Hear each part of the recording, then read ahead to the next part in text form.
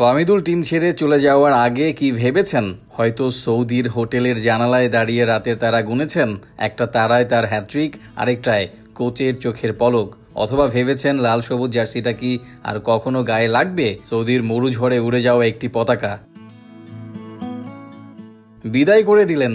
এই শব্দগুলো যেন মাঠের কর্নারে পড়ে থাকা একটি ব্রোকেন বুট, যে বুট একদিন গোলের স্বপ্ন দেখত, আজ তা শুধু ধুলোমাখা স্মৃতি। ফাহমিদুলকে মাঠে না নামলেও কি রাখা যেত না স্কোয়াডে? যেমন রাখা হয় ছোট ভাইকে ঘরের কোণে, খেলার সুযোগ না দিলেও ভালোবাসার ছায়া দিয়ে। এই সিদ্ধান্ত শুধু একজন ফুটবলারকে না, এক প্রজন্মকে বলছে, তোমাদের স্বপ্ন হয়তো ইটের দালানের নিচে চাপা পড়বে, পরের বার হয়তো কোনো কিশোর ইতালির মাঠে লাথি মারবে না, ভাববে কেন ফাহমিদুল তো ফেরেনি। ফাহমিদুল দেশের হওয়ার আগেই হারিয়ে গেল না তো? সাবেক অধিনায়ক বিপ্লব ভট্টাচার্য নিজের ফেসবুক হ্যান্ডেলে লেখেন, আমি হতাশ হয়েছি ফাহমিদুল বাদ পড়াতে। ইতালিয়ান ফুটবলে চতুর্থ ডিভিশন খেলা একজন খেলোয়াড় এবং ট্রেনিং ম্যাচে হ্যাট্রিক করা খেলোয়াড়, যার মাঝে অনেক সম্ভাবনা আছে। তাকে ফাইনাল স্কোয়াডে রাখলে ভালো করতো আমার বিশ্বাস।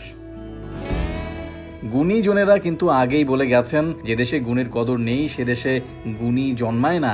আমাদের দেশে গুণের কদর কোনো আমলেই ছিল না, সামনেও হবে এমন সম্ভাবনাও নাই। যেমন ধরুন, ক্যারিয়ার বিবেচনায় ফাহমিদুল কিভাবে কোনো কারণ ছাড়াই জাতীয় দল থেকে বাদ পড়ে সেটা আমার বোধে আসে না।